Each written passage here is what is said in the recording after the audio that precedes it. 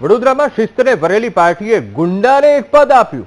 ભાજપે આતંક મચાવનાર આરોપી કલ્પેશ દલસાણિયાને હોદ્દો આપ્યો છે। ગુંડાગીરી કરનાર આરોપીને ભાજપે તાલુકા કિસાન મોરચાનો ઉપપ્રમુખ બનાવ્યો છે। તો કલ્પેશ દલસાણિયાએ લામણપુરા ગામમાં તોડફોડ કરી હતી। ગામમાં તોડફોડ કરીને લોકોને ધમકાવ્યા હતા અને ધમકાવતા પોલીસે તેની ધરપકડ પણ કરી હતી। તો ધરપકડના માત્ર 4 દિવસમાં આરોપીને ભાજપમાં હોદ્દો અપાયો। આરોપીને હોદ્દાનું ઇનામ અપાતા અનેક સવાલો પણ ઉઠ્યા। સત્તા પાર્ટીના હોદ્દા વગર આતંક મચાવનાર આરોપી હવે કેટલી ગુંડાગીરી કરશે, આ સવાલ પણ અહીંયા થઈ રહ્યો છે। તો આજ મુદ્દે સંવાદદાતા માનુ ચાવડા ફોનલાઈન પર જોડાઈ ગયા છે। માનુ, વડોદરામાં એક તરફ શિસ્તને વરેલી પાર્ટી એટલે ભાજપ અને એ પાર્ટીમાં ગુંડાને પદ આપી દીધું। માનુ, અંકુર, શિસ્તબદ્ધ પાર્ટી ભાજપમાં હવે ગુંડાઓને પણ સ્થાન આપવામાં આવી રહ્યું છે। એવા જે ઘટના છે બની રહી છે। વડોદરા તાલુકા ભાજપના કિસાન મોરચામાં ઉપપ્રમુખ તરીકે જેનું નામ જાહેર કરવામાં આવ્યું છે કલ્પેશ દલસાણિયા, 4 દિવસ પહેલા જ લામલાપુરા ગામમાં મારામારી અને તોડફોડના મામલે એનું નામ ખોલ્યું હતું ને એની ધરપકડ પણ કરવામાં આવેલી। એ ધરપકડ બાદ માંડ હજુ તો જામીન ઉપર છૂટ્યો છે કેસમાં, ત્યાં જ એને ઉપપ્રમુખ તરીકે નિમણૂક કરવામાં આવી છે।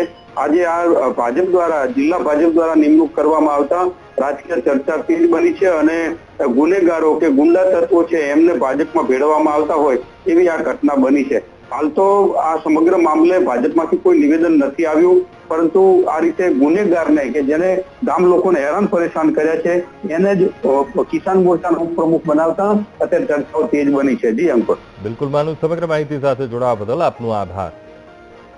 તો ભાજપે આતંક મચાવનાર આરોપી કલ્પેશ દલસાણિયા, જેને મહત્વપૂર્ણ હોદ્દા ઉપર તેને નિમણૂક આપવામાં આવી છે, ગુંડાગીરી કરનાર એ કલ્પેશને ભાજપે તાલુકા કિસાન મોરચાનો ઉપપ્રમુખ બનાવ્યો છે। કલ્પેશ દલસાણિયા જે લામડાપુર ગામમાં જે તોડફોડની આખી ઘટના હતી, એ તોડફોડમાં પોલીસે ધરપકડ કરી હતી, ગામમાં તોડફોડ કરી હતી, સાથોસાથે લોકોને ધમકાવ્યા પણ હતા।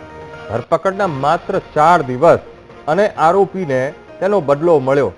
આરોપીને હોદ્દો આપવામાં આવ્યો છે ને એ પણ મહત્વપૂર્ણ।